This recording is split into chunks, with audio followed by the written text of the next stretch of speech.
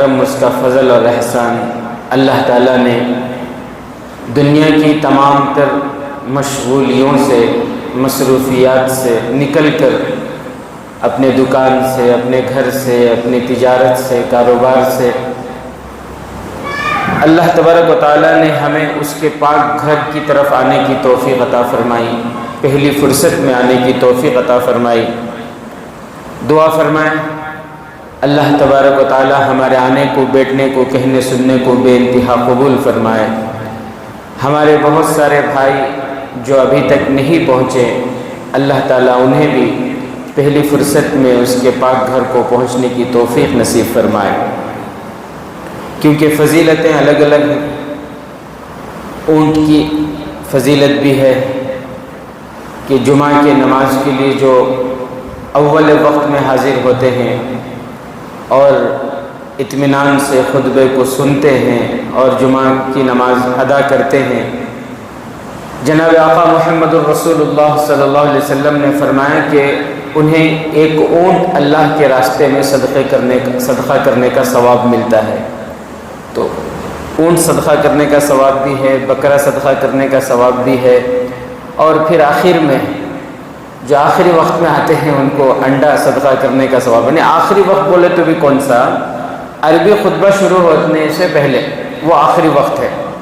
اور جب عربی خطبہ شروع ہو جاتا ہے اس کے بعد جو آتے ہیں، پھر فرمایا کہ ان کا نام دفتر میں نہیں ہوتا۔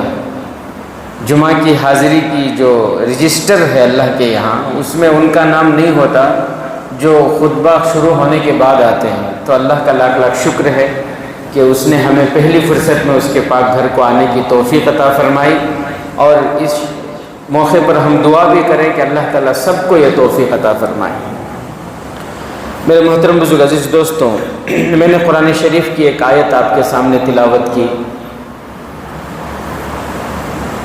اس کا ایک پس منظر ہے، وہ یہ کہ پہلے زمانے جاہلیت میں عرب میں یہ دستور تھا کہ اگر وہ کسی کو بیٹا بنا لیتے، گود لے لیتے، کسی کو منہ بولا بیٹا بنا لیتے، تو پھر اس کو وہ سگے بیٹے کی طرح سمجھتے تھے، یعنی وہ سگے بیٹے جیسا اس کے ساتھ معاملہ ہوتا تھا۔ حالانکہ اللہ تبارک و تعالیٰ نے جو رشتے بنائے ہیں، وہ رشتے کسی کے ختم کرنے سے ختم نہیں ہوتے۔ کوئی باپ خوشی خوشی اپنے بیٹے سے یوں کہے میں بہت خوش ہوں، میں اب رشتہ ختم کر رہا ہوں تمہارے سے، آج سے تم میرے بیٹے نہیں، میں تمہارا باپ نہیں، یہ بولنے سے رشتہ ختم نہیں ہوتا۔ کوئی بیٹا غصے میں اپنے باپ سے یوں کہے کہ آج سے تمہیں میں اعلان کر رہا ہوں کہ آج سے میں تمہارا بیٹا نہیں، تمہیں ہمارے ابو نہیں، وہ بچے کے بولنے سے وہ رشتہ ختم نہیں ہوتا۔ اللہ نے جو رشتے بنائے، وہ رشتے کوئی کسی کا باپ ہے تو وہ کوئی دنیا کا کوئی انسان کسی انسان سے اس کے باپ کو چھین نہیں سکتا۔ بہرحال تو عرب میں دستور یہ تھا کہ اگر کوئی کسی کو بیٹا بنا لے تو اسے حقیقی بیٹا سمجھتے تھے۔ یعنی حقیقی بیٹا بولے تو جیسے ابھی اگر ابا کا انتقال ہو جائے تو بچے جیسے وارث ہوتے ہیں، اسی طرح جو منہ بولا بیٹا ہے اسے بھی وارث سمجھتے تھے۔ تو یہ جو ایک رواج پڑ گیا تھا، اس غلط رواج کو ختم کرنا تھا۔ اللہ کے نبی صلی اللہ علیہ وسلم کے ذریعے سے اللہ نے اس رواج کو ختم کیا۔ اللہ نے لوگوں کو بتایا کہ دیکھو، منہ بولا جو بیٹا ہوتا ہے وہ حقیقی بیٹا نہیں ہوتا، حقیقی بیٹے کے حکم میں نہیں ہوتا۔ کیسے اللہ تبارک و تعالیٰ نے پیارے نبی صلی اللہ علیہ وسلم کے ذریعے عرب کے اس غلط دستور کو ختم کیا، اس کو سمجھنے کے لیے تھوڑا سا آپ کو اس کا پس منظر سننا ہوگا، اس کا بیک گراؤنڈ جاننا ہوگا۔ تیار ہیں انشاءاللہ؟ آج اسی مسئلے کو سمجھتے ہیں ہم۔ ایک صحابی حضرت زید بن حارثہ، ان کے ابا کا نام حارثہ، جب وہ بہت چھوٹے تھے، لکھا ہے کتابوں میں جب ان کی عمر تھی 7-8 سال کی، نام ان کا حضرت زید بن حارثہ، عرب کے تھے، طائف کے علاقوں میں کسی علاقے کے رہنے والے تھے، عربی خاندان کے تھے، عرب میں سے ہی ایک فرد تھے وہ۔ ایک مرتبہ وہ اپنی والدہ کے ساتھ، ان کی ماں اپنے اس بچے کو لے کر اپنے کسی رشتہ دار کے یہاں جا رہی تھی۔ ماں اپنے اس بچے کو لے کر، بچے کا نام کیا ہے؟ زید، عمر کتنی ہے؟ 7-8 سال۔ اب جب یہ راستے میں جا رہی تھی، اچھا اس زمانے میں یہ ہوتا تھا کہ ایک گاؤں سے دوسرے گاؤں کو جانے کے لیے یہ ٹرین، یہ بس، یہ گاڑیوں کا، سواریوں کا انتظام نہیں تھا۔ اس زمانے میں جو ہے جانور پر سواریاں ہوتی تھی یا پھر پیدل، اکثر پیدل ہی سفر کیا کرتے تھے۔ اور اس زمانے میں جب ایک گاؤں سے دوسرے گاؤں کو جانا ہو تو ایک آدمی، 2 آدمی ایسے نہیں جاتے تھے، بلکہ قافلے کی شکل میں جاتے تھے، تاکہ راستے میں کوئی ڈاکہ نہ ڈالے، کوئی چور چوری نہ کر لے، کوئی بدماشی نہ کرے۔ اس لیے کیا کرتے تھے، ایک جماعت کی شکل میں، قافلے کی شکل میں جو ہے نکلتے تھے۔ تو ایک قافلہ جب جا رہا تھا تو اسی قافلے میں یہ ماں جو ہے اپنے چھوٹے بچے زید کو ساتھ میں لے کر وہ قافلے کے ساتھ روانہ ہوئی، اپنے کسی رشتہ دار کے یہاں جانا تھا ان کو۔ لیکن راستے میں ڈاکوؤں نے قافلے کو لوٹ لیا۔ راستے میں کیا ہوا؟ ڈاکوؤں نے قافلے کو، اس زمانے میں ڈاکو ہوتے تھے، ان کا کام، ان کی تجارت، ان کا کام، ان کی معیشت ہی کیا ہے؟ ڈاکہ ڈالنا، دوسرا کیا بھی کام نہیں۔ ان کا کام ہی کیا ہے بولو؟ وہ ان کی روزی، اس کے علاوہ اور کیا بھی نہیں کرتے تھے۔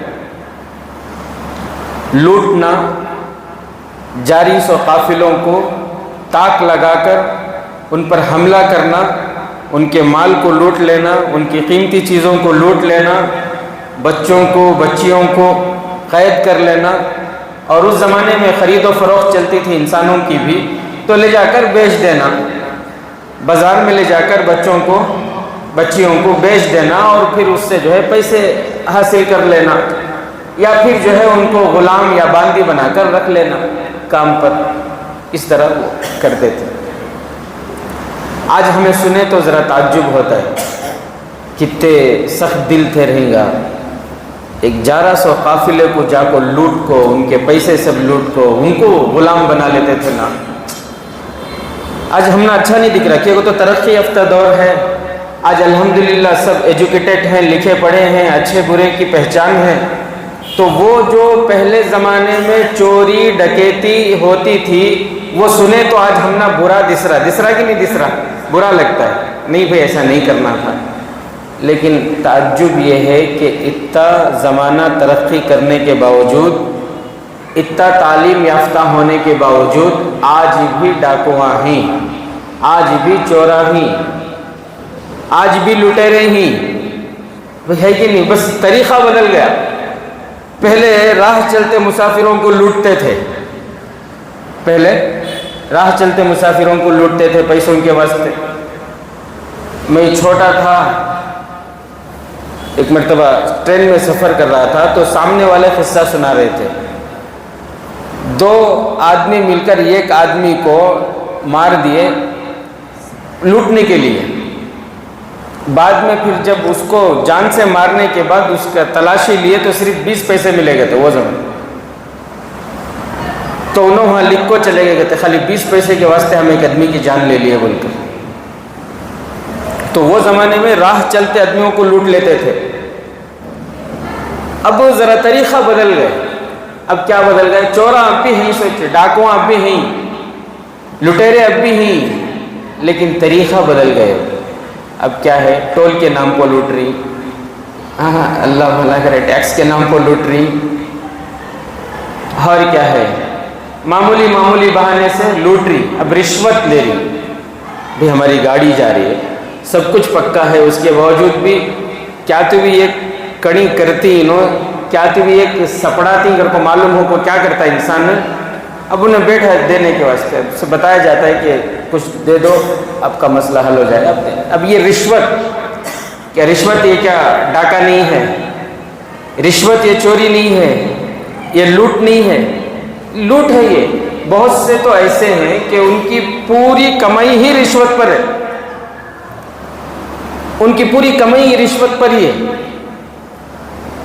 تو لوٹنے کے طریقے بدل گئے. پہلے مسافروں کو لوٹتے تھے، اب وہ 2 نمبر کا مال 1 نمبر بول کو ویسا لوٹ رہی. صحیح بات ہے. اور بہت ہی اپنے آپ کو عاجز دکھا کر، مجبور دکھا کر، صحیح بات ہے، لاچار دکھا کر لوٹ رہی. جھوٹ بول کر دے ڈال تم بول کو پیسے لے کو پھر نہیں دے رہے، ایسا لوٹ رہی. تو وہ زمانے میں ڈاکوان تھے، یہ زمانے میں بھی ہیں، لیکن طریقے بدل گئی، چہرے بدل گئی، صورت تھے، اور پھر جو ہے یہ ساری چیزیں بدل گئی. بہرحال میرے عزیز ساتھیوں، تو وہ ڈاکو کیا کیے؟ اچھا، وہ جو قافلے جاتے تھے ایک گاؤں سے دوسرے گاؤں، وہ قافلے والے کیا کرتے تھے کہ تو ذرا نوجوانوں کو ساتھ میں رکھتے تھے، اسلحہ بند ہوتے، ان کے پاس ہتھیار بھی ہوتے، تاکہ اگر کوئی بدماشی کرے تو پھر جو ہے اسے جواب دیا جائے بول کر وہ قافلے والے ساتھ میں رکھتے تھے چند لوگوں کو، تاکہ وہ قافلے والوں کی حفاظت کرے. لیکن جو ڈاکو ہوتے تھے، اب وہ تو ان سے بھی چالاک ہوتے تھے. وہ کیا کرتے؟ پورا جو ہے ان کا فالو کرتے، ان کو فالو کر کے ان کا پیچھا کرتے. جب یہ کہیں پر قیام کر کے آرام کر رہے ہوتے تو رات میں آ کر جو ہے شب خون مارتے اور پھر قافلے کو لوٹ لیتے تھے. بہرحال تو وہ جو عورت تھی اپنے چھوٹے بچے کو، 7-8 سال کا وہ بچہ ہے زید، عرب خاندان میں سے ہے، عربی جو ہے کبھی قوموں میں سے. قافلے والوں نے آ کر لوٹا، ماں الگ ہو گئی، بچہ الگ ہو گیا، بچہ ماں سے بچھڑ گیا. اور پھر یہ بچہ جس ڈاکو کے حصے میں آیا تھا، اس نے اس بچے کو بیچ دیا، بازار میں لے جا کر بیچ دیا. حضرت زید رضی اللہ تعالیٰ عنہ کی خوش قسمتی یہ تھی کہ وہ بکتے بکتے بکتے بکتے مکہ مکرمہ کو آ گئے. حضرت زید رضی اللہ تعالیٰ عنہ کتنی سال عمر ہے؟ 7-8 سال کی عمر ہے. اب انہوں نے کسی کو بیچا، انہوں نے کسی کو بیچا، ویسے ہی وہ بکتے بکتے کہاں آ گئے؟ وہ مکہ مکرمہ کو آ گئے. حضرت حکیم بن حزام، یہ میں نبوت سے پہلے کی بات میں آپ کو سنا رہا ہوں. ابھی اللہ کے نبی صلی اللہ علیہ وسلم کی عمر 40 سال نہیں ہوئی، نبوت کا اعلان نہیں کیے، اس سے پہلے کی بات میں آپ کو سنا رہا ہوں. تو حکیم بن حزام جو تھے، انہوں نے اس بچے کو خریدا، اور ان کی پھوپھی تھی حضرت خدیجہ رضی اللہ تعالی عنہا، میری ماں، آپ کی ماں، پوری امت کی ماں، ہمارے نبی صلی اللہ علیہ وسلم کی سب سے پہلی بیوی امی جان حضرت خدیجۃ الکبریٰ رضی اللہ تعالی عنہا. تو انہوں نے، وہ ان کی پھوپھی تھی، وہ حضرت خدیجہ ان کی پھوپھی تھی، تو انہوں نے وہ بچے کو خرید کر وہ بچے کو پھوپھی کو دے دی، حضرت خدیجہ کو دے دی کہ آپ اس بچے کو رکھیے، میری طرف سے یہ اس زمانے میں ہوتا تھا ہدیہ، گفٹ. امی جان حضرت خدیجہ رضی اللہ تعالیٰ عنہ کا نکاح جب اللہ کے نبی صلی اللہ علیہ وسلم سے ہوا تو حضرت خدیجہ رضی اللہ تعالیٰ عنہ وہ بچہ پیارے نبی صلی اللہ علیہ وسلم کو ہدیے میں دے دی کہ یہ بچہ میری طرف سے آپ کو ہدیہ ہے، آج سے آپ اس بچے کے مالک ہیں، یہ آپ کا غلام ہے. تو اللہ کے نبی صلی اللہ علیہ وسلم کے پاس رہنے لگے کون؟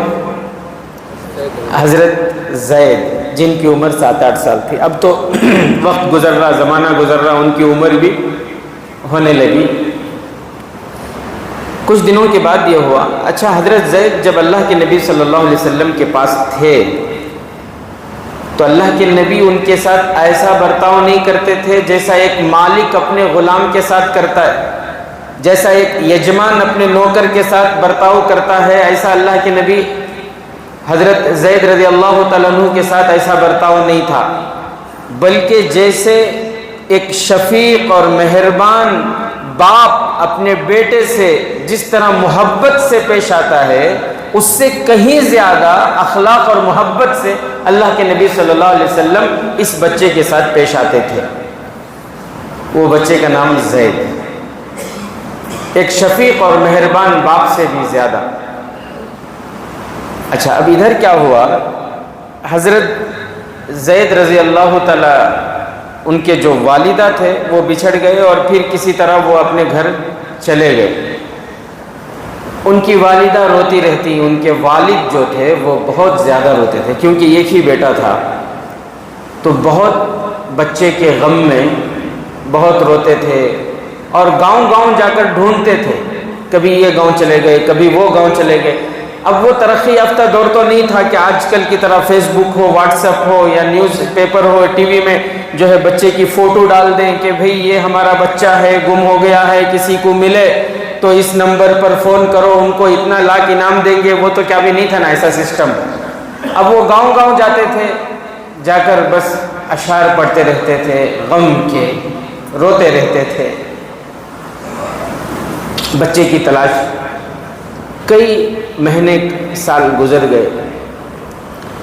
ایک مرتبہ ایسا ہوا کہ مکہ مکرمہ میں، اچھا وہ زمانے میں مکہ کو سارے عرب والے آتے تھے عمرہ کرنے کے لیے، حج کرنے کے لیے، تجارت کرنے کے لیے۔ تجارت کا جو مرکز تھا وہ مکہ تھا۔ تجارت کا مرکز کیا تھا؟ مرکز تھا، بزنس ہب جسے بولتے ہیں نا، تجارتی مرکز۔ دین کا مرکز بھی مکہ تھا، تجارت کا مرکز بھی مکہ تھا۔ اللہ اکبر۔ نبوت سے پہلے کی بات میں آپ کو بتا رہا ہوں۔ ان کے چاچا آئے، حضرت زید کے چاچا مکہ مکرمہ کو آئے۔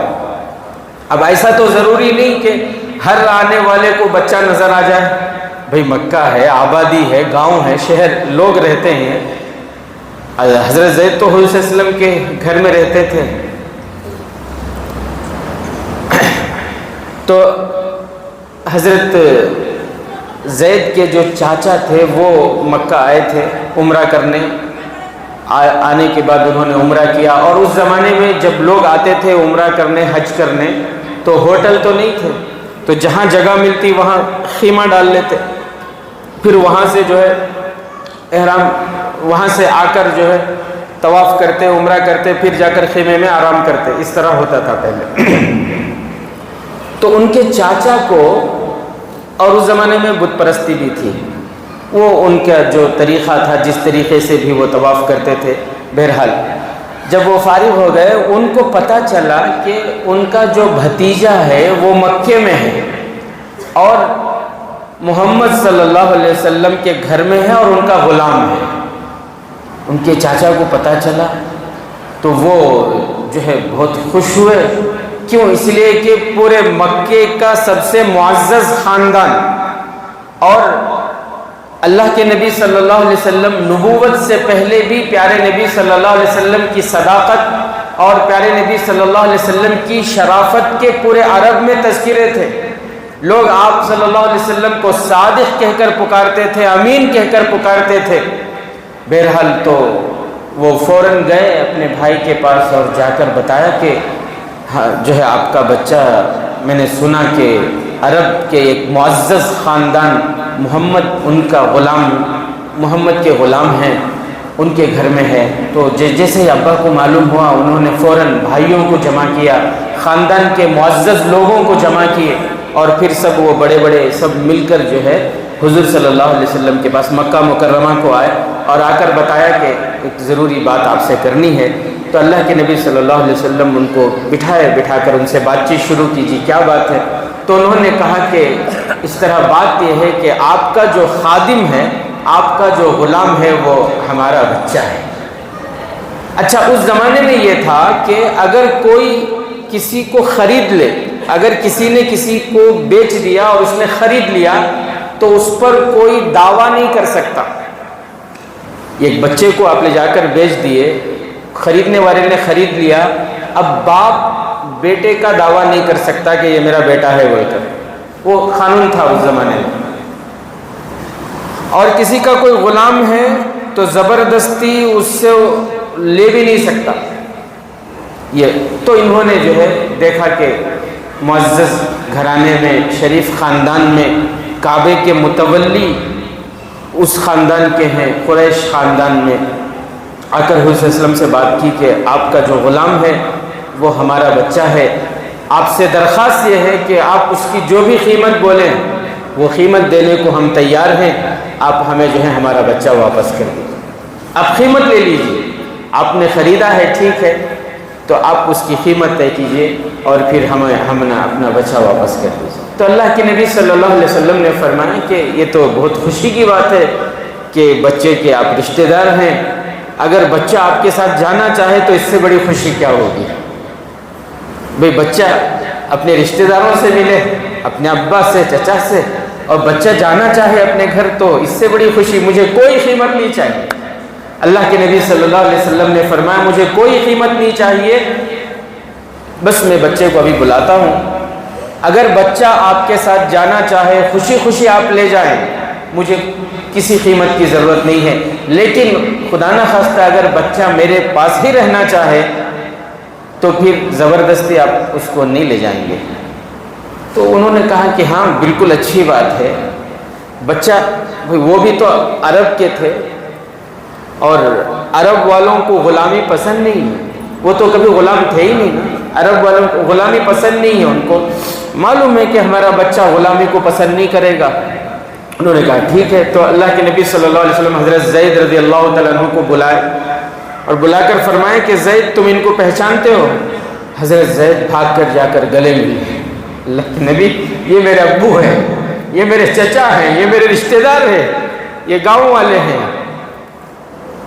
بہرحال بات چیت ہوئی، اللہ کے نبی صلی اللہ علیہ وسلم نے فرمایا زید یہ تم کو لے جانے کے لیے آئے ہیں، یہ تم کو میرے پاس سے لے جانے کے لیے آئے ہیں، اور انہوں نے تمہاری قیمت رکھی ہے کہ میں تمہیں قیمت کی عوض دے دوں، لیکن میں نے ان سے کہا ہے کہ زید اگر جانا چاہے خوشی خوشی آپ اسے لے جاؤ، اگر وہ یہاں رہنا چاہے تو میں زبردستی اس کو نہیں بھیج سکتا، یہ میں نے تمہارے رشتہ داروں سے کہا ہے، اب معاملہ تمہارے اوپر ہے، تم اگر جانا چاہو تو میری طرف سے اجازت ہے، اور اگر رہنا چاہو تو رشتہ داروں سے درخواست ہے کہ زبردستی نہ لے جائیں۔ تو پوچھا، جب یہ بات جب ان سے پوچھی گئی، ان کے سامنے رکھی گئی، تو حضرت زید رضی اللہ تعالیٰ عنہ نے فرمایا کہ اللہ کے نبی میں آپ کے پاس رہنا پسند کروں گا، مجھے نہیں جانا، میں یہیں رہوں گا۔ تو ان کے ابا، ان کے چچا سب حیران ہو گئے کہ یہ کیسی بات ہے، آزادی پر غلامی کو ترجیح دے رہا ہمارا بچہ۔ ان کے ذہن میں یہ تھا کہ ہمارا بچہ غلامی کو پسند نہیں کرے گا، آزاد ہو جائے گا، ہمارے ساتھ آ جائے گا، لیکن انہوں نے یہاں دیکھا کہ بچہ تو آزادی کو قربان کر رہا ہے، غلامی کو پسند کر رہا ہے۔ اللہ اکبر۔ ان کو کیا پتا ہے کہ یہ اس کی غلامی ہے جس کی غلامی پر پوری دنیا قربان کی جا سکتی ہے۔ پیارے نبی حضرت محمد مصطفیٰ صلی اللہ علیہ وسلم کی غلامی اس سے بڑھ کر اور کیا ہو سکتی ہے دنیا میں؟ دولت، لیکن پتہ نہیں تھا نا ان کو۔ تو اللہ کے نبی صلی اللہ علیہ وسلم حضرت زید رضی اللہ تعالیٰ عنہ کے جواب سے اتنے خوش ہوئے، اتنا خوش ہوئے، حضرت زید کے ہاتھوں کو پکڑے اور پھر ان سے کہا کہ چلو میرے ساتھ چلو۔ اب گئے ہوں گے نا حضور صلی اللہ علیہ وسلم، جو لائبریری بنی ہوئی ہے وہیں پر اللہ کے نبی صلی اللہ علیہ وسلم کا وہ گھر تھا۔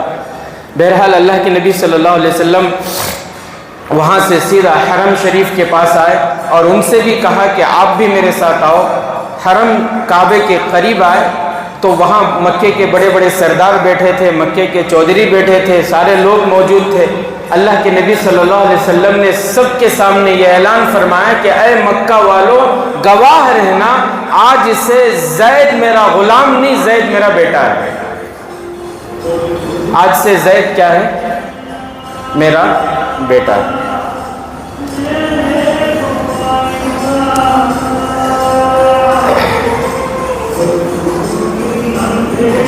درود شریف۔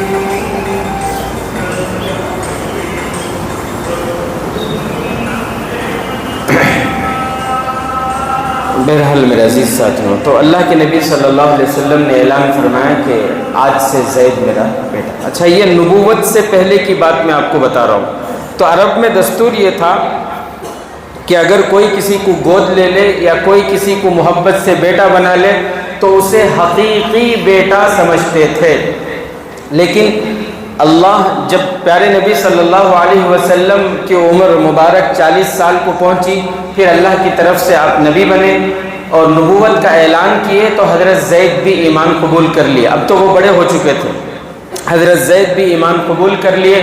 اب اللہ کو یہ حکم جب اللہ نے نازل کرنا چاہا کہ منہ بولا بیٹا یہ سگا بیٹا نہیں ہوتا، پورے عرب کے لوگ یہی سمجھتے تھے۔ آج بھی بہت سے لوگوں کو یہ مسئلہ معلوم ہی نہیں ہے، محبت میں کسی کو بیٹا بول دیتے ہیں، وہ بیٹے کے جیسا بن جاتا ہے، تو گھر میں پھر اس کے ساتھ جو ہے پردہ وغیرہ کچھ بھی نہیں ہوتا۔ کیوں بولے تو نہیں، انہوں ہمارے بھائی کے سر کا، انہوں ہمارے بیٹے کے سر کا۔ مسئلہ تو یہاں تک ہے، اگر کسی بچے کو گود لے لیے، بچے کو لے کر پال لیے، ماں نے دودھ نہیں پلائی بچے اسے لے کر پالے ہیں، تو جب وہ بالغ ہوگا تو پھر یہ ماں کے اوپر فرض ہے اس بچے سے پردہ کرنا، کیونکہ دودھ نہیں پلائے نا۔ اگر بیٹی ہے بڑی ہو گئی تو پھر باپ کے اوپر فرض ہے کہ وہ بچی سے پردہ کرے۔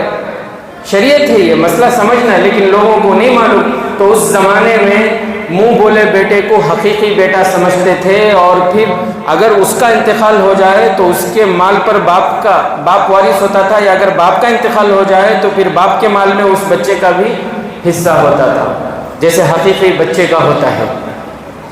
تو اللہ نے اس رسم کو ختم کرنا چاہا، تو اللہ نے اچھا حضرت زید کا جو نکاح ہوا تھا وہ اللہ کے نبی صلی اللہ علیہ وسلم کی پھپھیری بہن حضرت زینب، ان سے جو ہے نکاح ہوا تھا، اور پھر ان کا نکاح اللہ کے نبی نے خود طے کیے تھے۔ حضرت زید کا نکاح کون طے کیے تھے؟ اللہ کے نبی صلی اللہ علیہ وسلم خود طے کیے تھے اپنے پھپھیری بہن سے، ان سے بات کر کے۔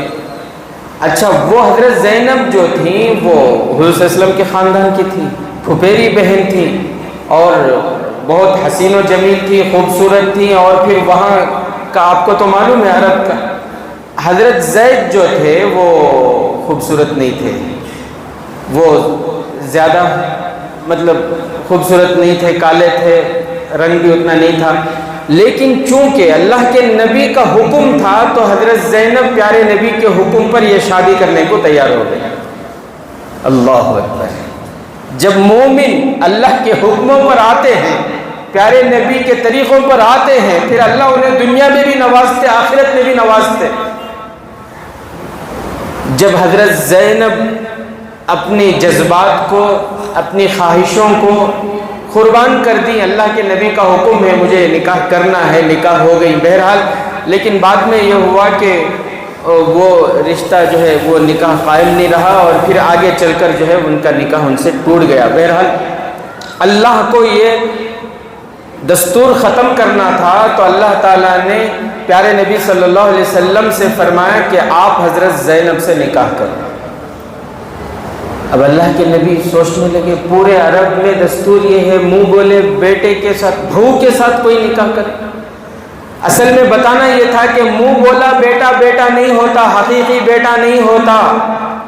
یہ جو لوگوں نے بنا لیا ہے، اس رسم کو ختم کرنا ہے۔ قرآن کی آیت اتاری اللہ نے، ادعوہم لآبائہم ہوا اقسط عند اللہ۔ لوگ حضرت زید کو زید ابن محمد کہہ کر پکارنے لگے تھے۔ اللہ نے فرمایا نہیں، زید ابن محمد نہیں ہے، زید کو ان کے ابا کے نام کے ساتھ پکارو۔ ادعوہم لآبائہم، ان کے ابا کے نام کے ساتھ پکارو، یہی اللہ کی طرف سے فیصلہ ہے۔ تو پھر عرب والوں نے زید ابن محمد کہنا چھوڑ دیا، زید بن حارث ان کے ابا کا نام لے کر پکارنے لگے۔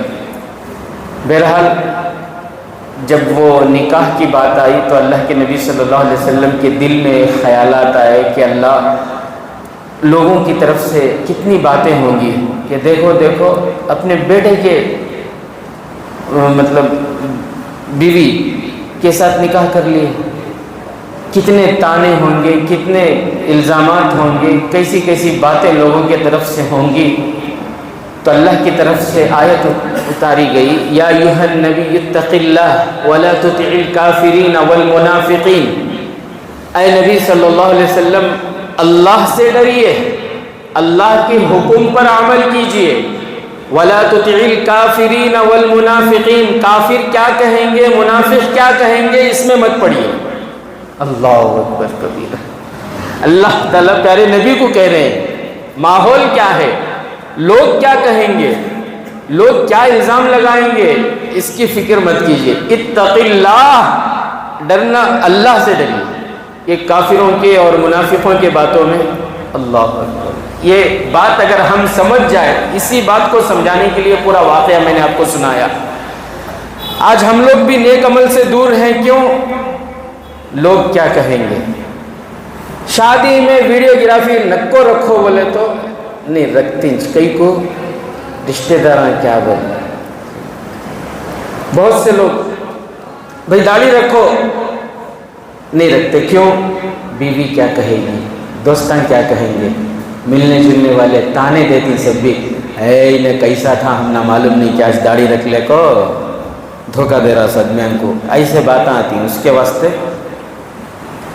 بہت سے آدمی نیک اعمال سے دور ہو رہی، کئی کو بولے تو نہیں میں مسجد کو گیا تھا، انہیں ایسا بولا اس کے واسطے میں مسجد ہم کچھ جاتا نہیں ہے۔